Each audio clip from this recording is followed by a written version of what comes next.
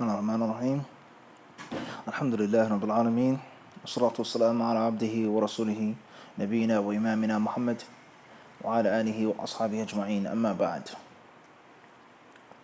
With regards to implementing something which is obligatory or something that is recommended, it's very important to understand how to properly execute that thing, how to execute it, how to finalize it. You have a command from the Quran or the Sunnah that tells you to do something. And that thing that the Quran and the Sunnah tells you to do is either going to be mandatory or recommended, or at least it's going to be something which is mubah, something which is lawful to do, after it was once prohibited. After it was once prohibited. The Quran and the Sunnah, they tell us to eat and to drink. The Quran and the Sunnah, it tells us to hunt, seek the game.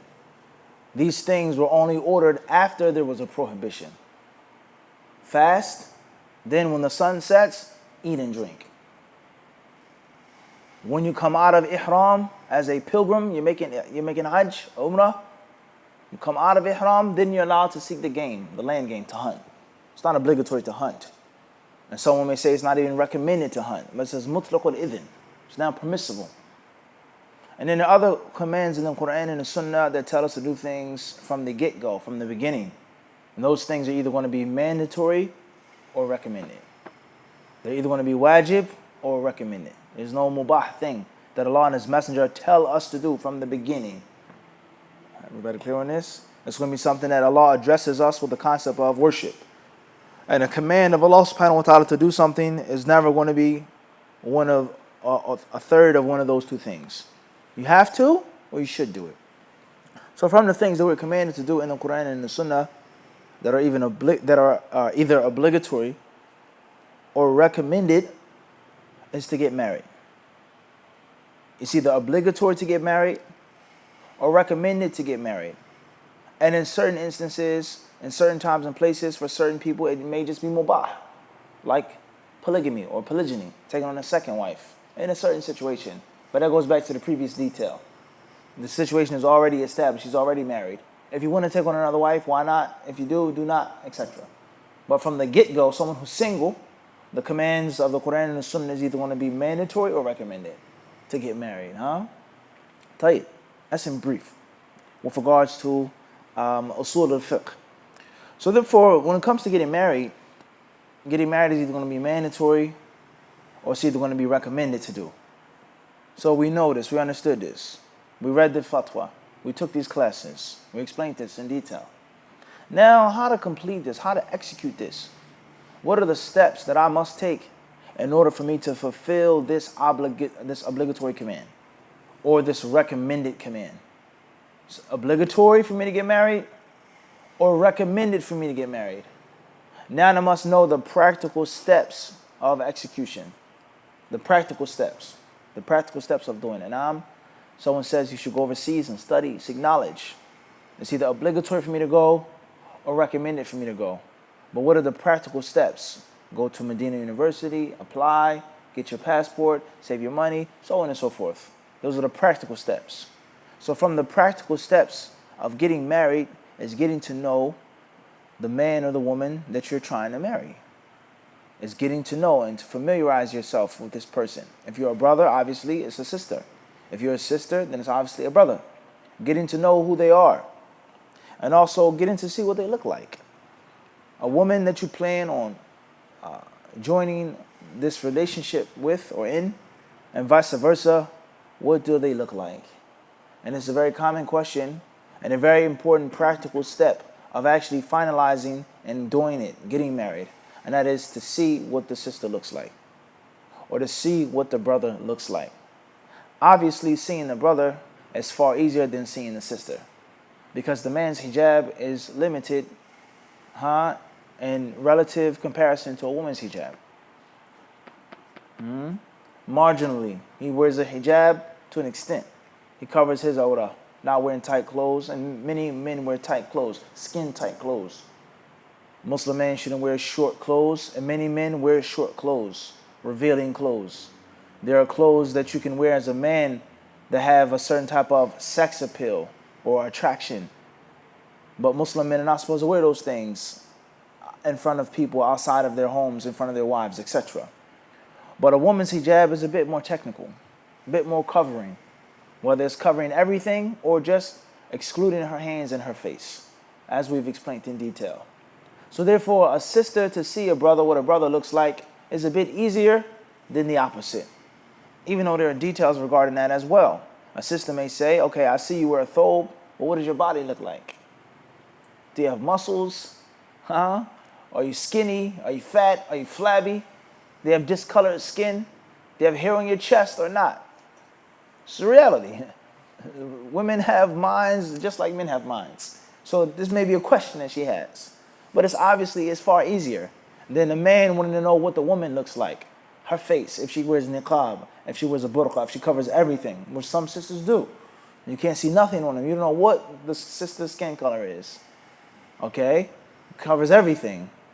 And you want to know what she looks like. And someone says, no, you shouldn't worry about what she looks like. Trust me, she's pretty, she's attractive. Don't even worry about it. Or another may say, it's not even important if she's attractive or not. As long as she has good deen, she has good character, she's pious, khalas, yakfi. That's sufficient. But there are some brothers who may say, no, I want to see and I need to see. I need to know what I'm signing up for. So therefore, when it comes to, and even deeper than this, many people, they often, they accuse people of things and they fall into it themselves. Okay? Or they become very narrow-minded when it comes to looking at the opposite sex for marriage. It doesn't just have to all be sexual. Is that a big part of it, sexual attraction? Now, of course, the nature of the human being. That's the nature of the human being. But it is in everything. When you see someone and you see someone's face and you meet someone in person and you converse with them in person, it has a much more profound effect upon your heart and your mind. And you feel more attached to that person. You feel what? More attached to that person. That's not the case. It's not the same. It's talking to someone on a phone, on a computer, you sitting face to face. And this is in all aspects of life. And we've explained this in detail in our lecture on at-taswir, our detailed discussion of at-taswir, on taking pictures, drawing pictures, illustrating images, making videos, etc. And we explained from the fawaid of studying with someone in person. It's not like listening to their tapes, listening to their lectures. It's nothing like the live show in which you meet someone in person. You meet someone what? Especially if someone whom you adore and you look up to, someone that you are attached to, someone that you're fond of. And many years go by and you finally do what? You finally meet them in person. It's not the same. It's not the same. And the same applies to someone who has studied with a scholar. He met him in person. He sat with him in person. It's not the same as someone who just did what? Listen to that scholar. And the same applies to the Masjid al-Haram. The first time you make Hajj Umrah, all of those years you prayed towards the Kaaba. Now you actually what? Yes. Seeing it in person. And of course, there's no comparison between Allah and His created beings. But the concept of meeting, the greatest meeting, is to meet Allah subhanahu wa ta'ala. And that's what the Prophet ﷺ has informed us, that those who look forward to meeting Allah, Allah looks forward to meeting them. And those who hate and dislike meeting Allah, Allah has the same with regards to them as well. So the concept of meeting in person, and that's why from the days of judgment, is from the days in which you will meet. It's a great meeting place. And Shaykh al-Islam ibn Taymiyyah rahimahullah and other great scholars, they say that the proofs in the Quran and the Sunnah that establish that the believers will look at Allah subhanahu wa ta'ala, they will look at the face of Allah, are direct proofs and indirect proofs, specific and general. There are specific texts that state that faces on that day will be bright and they will look towards their Lord. And the general proofs he mentions from them is that Yawm al-Qiyamah is a day of meeting, liqa, the meeting of their Lord. فَمَنْ كَانَ يَرْجُو لِقَاءَ رَبِّهِ, the meeting of his Lord. Ibn Qayyim explains this as well, and he says that meeting, when it's mentioned, absolutely, it pertains to what? You doing what? Looking at someone, and you seeing someone. I have to meet someone. And it's not behind a screen. It's not just the voice. It's not behind some type of curtain or veil, unless it is restricted in that sense. Come on, we're going to meet such and such. Yani? In person. Everybody clear on this? So the concept of you are interested in a sister, or a sister is interested in you, and you see them and they see you, you see her face, or you see what she looks like outside of her hijab, it's not always just based off of just sexual desire and how attractive she is or isn't. Is she your type or your style or your flavor or not? But the concept of you seeing her, sitting with her, talking with her, has a deeper effect. So many people that say, well, you don't need to look at the sister. There's no need to see what she looks like without a niqab. Trust me, it's my daughter, Khalas. They're narrow-minded, and they only look at it from what? From one aspect. Everybody understand this or not? So therefore, when you're going to have a sit-down, is it permissible for you to see the sister without her hijab on or not? Or is it only permissible after you've made a contract and an agreement to get married to her in a month, or 3 months, or 6 months, or a year? Is it permissible for you to see her the very first time? And how much can you see? What can you see? Question number 2. Question number 3. You've met the sister once. You've seen her outside of her hijab. Now, you have another meeting with her. Is it permissible to look at her again? Or it was only what? The first time. Khalas. Huh? You got this or not? Everybody got it? You did what? Flip up and then what? Flip down. Khalas. In one sitting, let alone another meeting. This is a reality. This is not an extreme thing. Some people, they have this understanding. You only see me once. That's it. This is what my face looks like. That's it. Khalas. You'll never ever see it again until what? Wedding night. Not wedding night. No, it's not true. Wedding morning. Huh? Or some cultures. There's no need to see what my face looks like. You'll see my face when I wake up in the morning. It is a very, unfortunately, in the world in which we live, in the time in which we live, it's a joke. It's not really funny, but it is. A comical joke overseas in Medina once. Had a friend from Palestine. So he was making a joke about a person being let down from his bride and her appearance. So it says that, when he saw her, she had a lot of makeup on and she looked really beautiful. So they got married or whatever. And that night, he never saw what her face looked like for one cultural reason or another. They intentionally masked her face or whatever. So he said he woke up the next morning and he saw her and he looked at her and says, Ish anta. Not NT, but what? Who are you, man? Anta. So what are you? What is this? Oh, she didn't have her makeup on. The point I'm trying to get, the moral of the story is that there are certain cultures in which you may not even see your wife when? What at night. Certain cultures, you don't see your wife at all. I have a friend, a brother of mine from Afghanistan in Medina. He told me this. He said, where I come from, my village, says a woman doesn't know what her husband looks like until the next morning. She doesn't even meet him. The marriage is done. The contract is written up. He comes, it's dark. He consummates the marriage. And then after that, she gets to know who he is.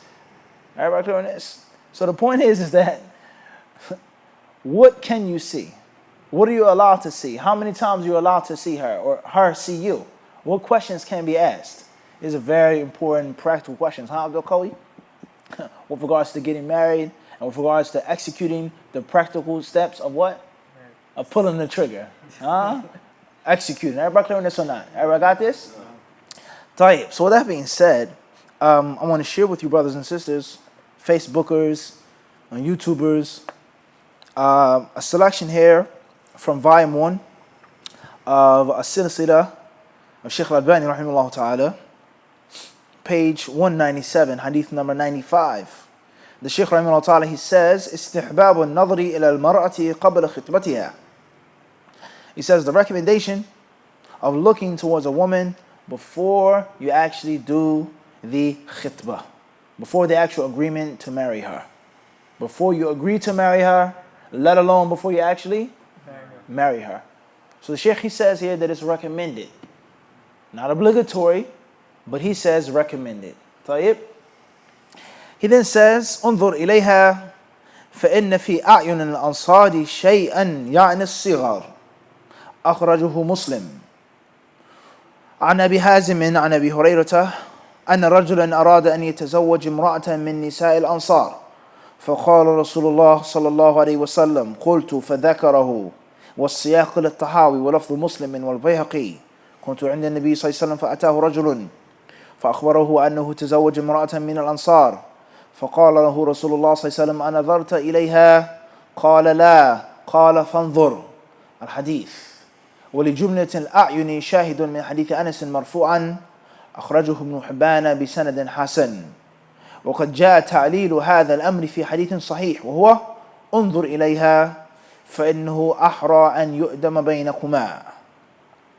He says here that there is a hadith in which the Prophet ﷺ was informed of a man who got married to an Ansari woman, a woman who was from the Ansar, the indigenous inhabitants of Medina. And the Messenger of Allah ﷺ, he asked him, he says, did you look at her? Did you see what she looked like? He said, no. And he says, undur ilayha. He says, go back and look at her. فَإِنَّ فِي أَعْيُنِ الْأَنصَارِ شَيْئًا. Because there is something with regards to the eyes of the Ansar. The gaze of the Ansar, the view or the vision of the Ansar, there's something in that vision. Whether it is poor vision, bad vision, whether it is they're squinted or they have short-sighted, or whether he meant that there's something powerful in the eyes of the Ansar. A better chance for you to have, bidhnillahi ta'ala, a marriage full of love and affection if you look at her. So that's the first narration that he mentions, and that narration is in Sahih Muslim and in others. And then the next hadith that he mentions is hadith number 96, in which the Messenger of Allah ﷺ, he said, undur ilayha. He says, look at her. فَإِنْهُ أَحْرَى أَنْ يُؤْدَمَ بَيْنَكُمَا. Because it is a greater chance for there to be a stronger attraction, for there to be greater affection when you look at the woman before you actually what? Before you marry the woman. Tight. Moving forward, and that's the narration of Al-Mughira ibn Shu'bah radiyallahu ta'ala anhu, that is collected by Imam An-Nasa'i, Tirmidhi, Ibn Majah, and others. And then the Shaykh rahimahullah ta'ala, he mentions a third hadith. إذا خطب أحدكم امرأة فلا جناح عليه أن ينظر إليها إذا كان إنما ينظر إليها لخطبتها وإن كانت لا تعلم. A third hadith states, and this hadith is reported by Yazid from Abu Humayd, that the Prophet ﷺ says, when one of you seeks the hand of marriage from a woman, then there is no sin in him looking at her. For his purpose of looking at her is to marry her, even if she doesn't know. Even if what? She doesn't know. Looking at her if she doesn't what? No. If she doesn't know. Then the Shaykh rahimahullah ta'ala, he then says here, a third hadith, إذا ألقي في قلب امرئ خطبة امرأة فلا بأس أن ينظر إليها. He says here that there's another hadith as well, not a third but a fourth hadith. And this hadith states, if a person feels he wishes to marry a woman, then there's nothing wrong with him looking at her. There is nothing wrong with him looking at her. And this hadith the Shaykh mentions is collected by Imam Ahmad rahimahumullah ta'ala and others. The Shaykh, he concludes this discussion by saying, or by giving a fifth hadith. إذا خطب أحدكم المرأة فإن استطاع أن ينظر إلى ما يدعوه إلى نكاحها فليفعل. This hadith is collected by Imam Abu Dawood, narrated by Jabir radiyallahu ta'ala anhuma. The Messenger of Allah sallallahu alaihi wasallam says, when one of you seeks the hand of marriage of a woman, and if he has the ability to look towards that which will invite him to marry her, then that is what he should do. That is what? That is what he should do. The Shaykh rahimahullah ta'ala, he says, fiqh al-hadith. والحديث ظاهر الدلالة لما ترجمنا له وأيده عمل رويه به وهو الصحابي الجليل جابر بن عبد الله رضي الله عنه وقد صنع مثله محمد بن مسلمة كما ذكرناه في الحديث الذي قبله وكفى بهما حجة ولا يدرنا بعد ذلك مذهب من قيد الحديث بالنظر إلى الوجه والكفين فقط لأنه تقييد للحديث بدون نص مقيد وتعليل لفهم الصحابة بدون حجة لا سيما وقد تأيد بفعل الخليفة الراشد عمر بن الخطاب رضي الله عنه.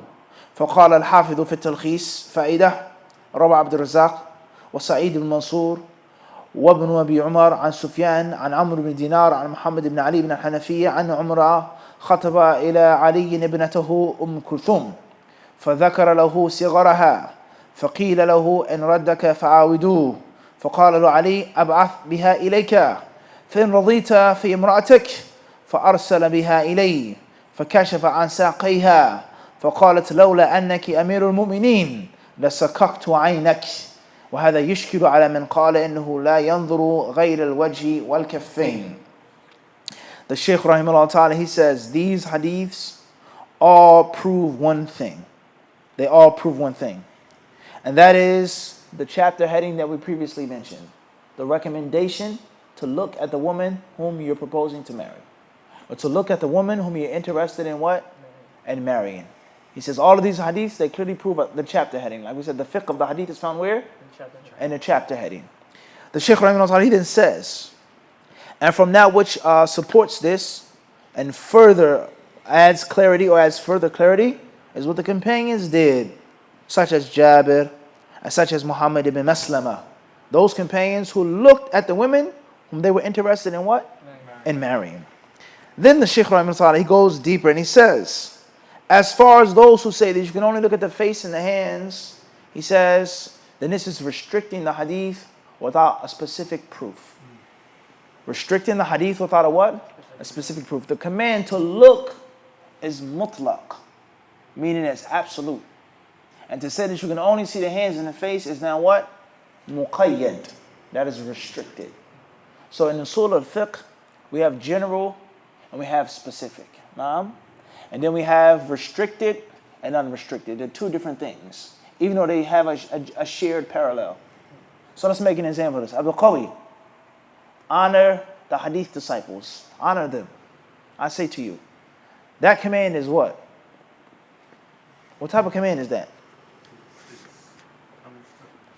It's general. Honor the hadith disciples. So anyone who comes into the masjid from the brothers that you know, they sit in the classes, buy them something to drink. Buy them a candy bar. Buy them some sweets. Give them some snacks. Help them out. Honor the what? Hadith disciples. That's general. Then, if I say to you, honor the true hadith disciple, that's now what? No, that's specific. It's not restricted. Tayyib? Now, let's go to restricted and unrestricted.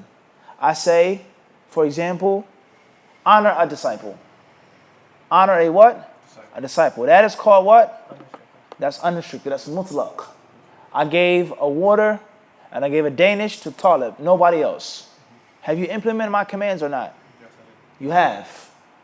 That's mutlaq, unrestricted. I didn't say man, woman, young, smart, hardworking, lazy, a disciple. And that's not the same as me making muqayyid. Honor a hardworking hadith disciple. I've now done what? Restricted it. Everybody understand this? In usul al-fiqh, there are certain things that every Muslim should have a basic grasp of. So general is one thing, and specific is what? Another. And then what? Khas. And we also have mutlaq and you have what? Muqayyad. Muqayyad. Restricted and unrestricted. So the hadith of the Prophet ﷺ says, look at her. That's not a general, that's unrestricted. Any type of looking that you do will do what? Fulfill and satisfy that command. That command. Everybody clear on this? So those who say that you can only look at the hands and the face, they have done what now? They've restricted something which was unrestricted. The Prophet ﷺ said, look at her. That's unrestricted. And then I say you can only look at the hands and the face, that's now what? Restricted. Everybody clear on this or not? Why do they restrict this? Those who hold this view? There's cultural reasons. There's reasons why. But that's not the view of the author, rahimahullah ta'ala. He's saying that those who restrict that, he says, we don't necessarily agree with that. And their views they're not imposed upon what? Upon us. He says, La yadurruna. Listen to this, He says, their views don't harm us. Everybody clear on this? What they think and feel, and they're the majority. He says they don't what? They don't harm us. Why not? Because he has some type of proof and evidence with him. Whether he's right or wrong, whether you agree or disagree, whether he's the minority or the majority, but he's basing his argument off of what? Science. He's basing his argument off of what? Science. Everybody clear on this? This is a very important principle now. It doesn't matter what you say or who goes against you, as long as you're sincere. That's the first condition, to be honest. This is what I really believe is the truth. I may be mistaken, but I believe in my heart that I'm doing the right thing. And secondly is that you're backing it up with some type of what? Science. Some type of science, some type of ilm. Everybody clear on this or not? So the Shaykh Rahimahullah Ta'ala, he says here, there's no specific proof to say that it's only the hands and the face. Huh? And then he quotes Al-Hafiz bin Hajar Rahimahullah Ta'ala, who mentions an athar. Listen to this athar from Muhammad ibn Ali ibn al-Hanafiyyah, that one day Umar radiallahu ta'ala anhu, he sought the hand of marriage of Kulthum, the daughter of, he says, Ali. So they mention that she was, he says, sigharaha, that she was small. Whether it meant that she was short, whether it meant she was light in weight, she was petite in her frame, but it says sigharaha, that she was small. Something, for one reason or another, Umar didn't want.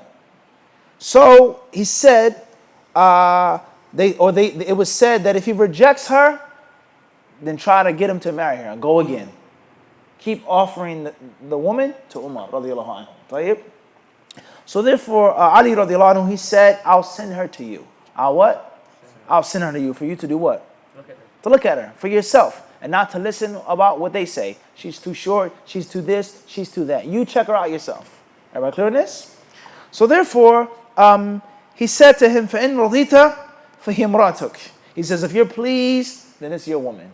It's your wife. If you're pleased with her physical appearance, then I've blessed the marriage. Everybody clear on this? So therefore, فَأَرْسَلَ بِهَا إِلَيْهِ. So he sent his daughter to him. فَكَشَفَ عَنْ سَاقَيْهَا. The narration says that she showed him her legs, her saqain, her shins, her shanks, her calves. Everybody clear on this? And then she said, if you weren't Umar, the leader of the believers, I would have poked your eye out. She said, I would have poked you in your eye if you weren't what? If you weren't the Amir al-Mu'mineen. Umar radiallahu anhu, this is Al-Hafiz bin Hajar, he then says, and this narration here is clearly problematic for those who say that you can only what? Hands in the face. And it's not the Prophet ﷺ, but for Umar, for Ali, for this one, for that one, to all be doing it openly, publicly, it's clearly proven that it was something that was what?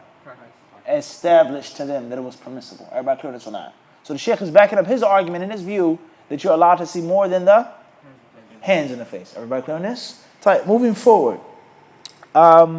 He says here, وهذا القول الذي أشار الحافظ إلى استشكاله هو مذهب الحنفية والشافعية.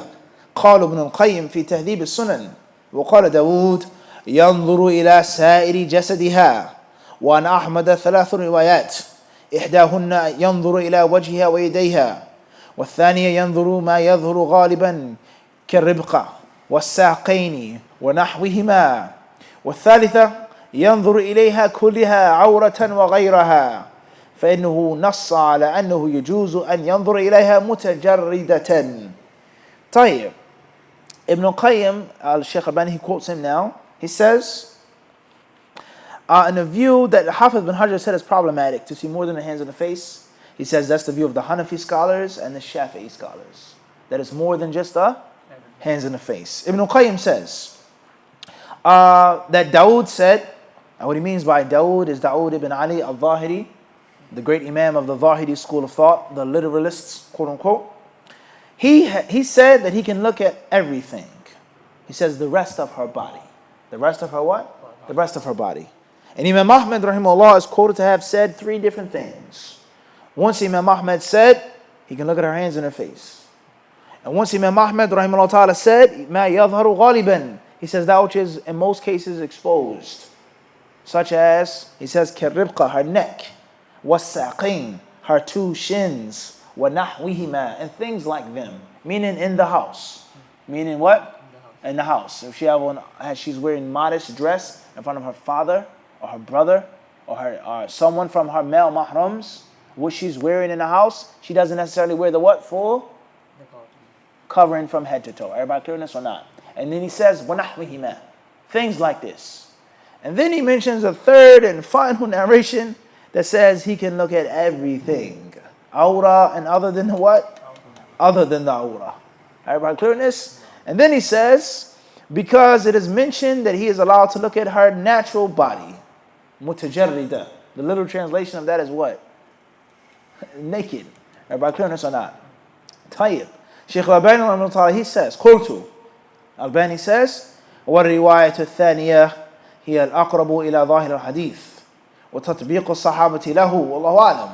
He says in the second version of Imam Ahmad's view, perhaps it's the closest to those hadiths, is that he's allowed to look at her hands, her face, and that which is normally exposed. Everybody understand this? He says perhaps that's the closest view to the zahir of the hadith and to what the companions did. She lifted up her legs and showed Umar.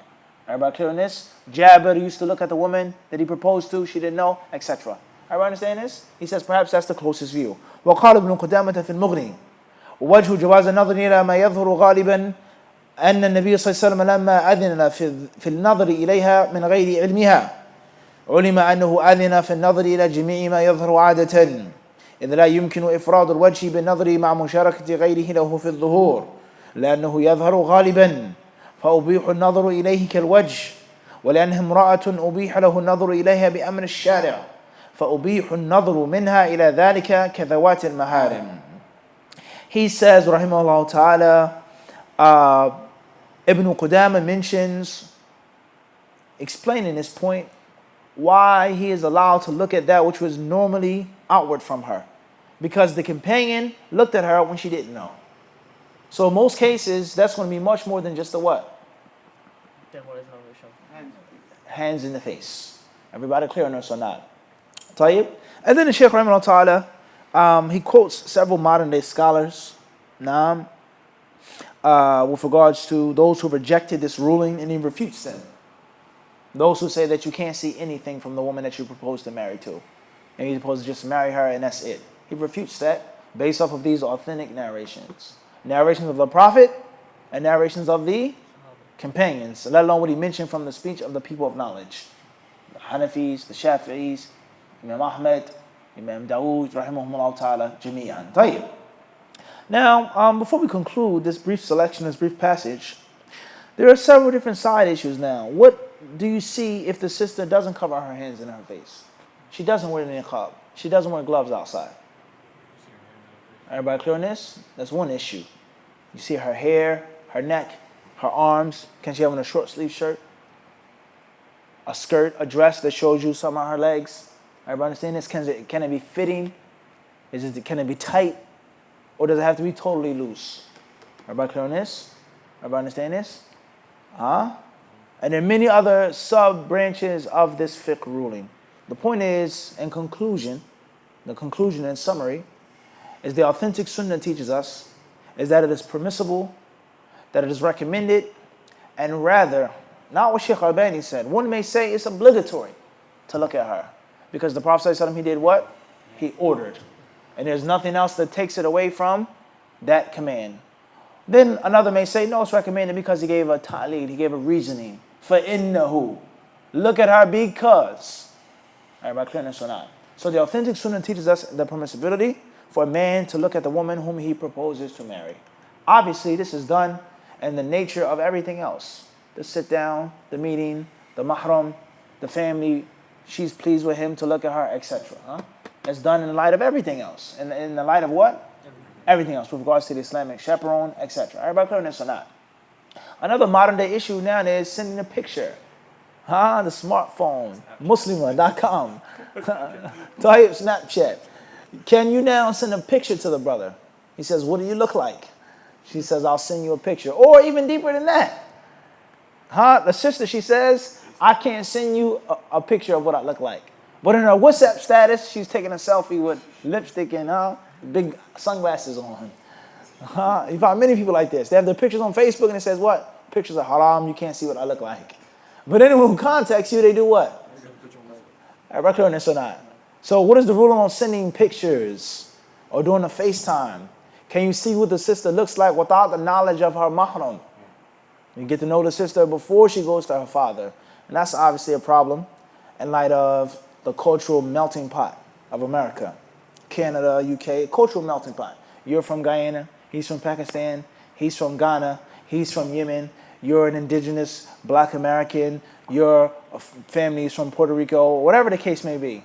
And everyone's studying in college. Our parents, unfortunately, are caught up in race, culture, tribe, lineage and caste. Our parents are. But we're born here. Second, third generation. Or I came here when I was younger. So the concept of racism, tribalism, all of these different things like this, your family, your clan, blood are sticking in the water, is nothing like how it is with my father. So me going to college, it matters not. Black, white, yellow, or green. Pakistan, whatever. It's about who's cool, who's hip, who got money, who's fly, who's this and who's that. Right or wrong? It's the culture of the youth. When people play basketball, they don't care where you're from. Am I making this up, Raqib? Doesn't matter where you're from. It's about who got what? Who can play. In a classroom, who gets the best grades? Who's the best dressed in person? That's all that matters. So therefore, in the classroom now, we have a Yemeni sister, and she likes a brother who comes from Gambia. So let's say her skin is fair, and his skin is black, and they like each other. They're suitable for each other. They're compatible with each other. But the Yemeni sister, she knows my father would never accept a black man in his household. Unless I put some leverage on my father. And that leverage is going to be, the uncle's going to talk to him. The sheikh from the masjid is going to talk to him. And I'm going to express to my father how much what? I like him. I love him, not like him. Everybody clear on this or not? So therefore, for me to like him and love him and for us to get to know each other, we need to do what first? Contact each other. Everybody clear on this or not? And if I went to my father from the get-go, Abby is a brother, he's memorized this, he's a beautiful brother, he's studying, he's come from a good family. Okay, fine. When are we going to meet him?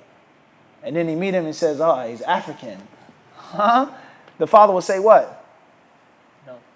Immediately. There's no. And there's no attack on nobody from Yemen. This is just a real life example. What? A real life example. Everybody clear on this or not?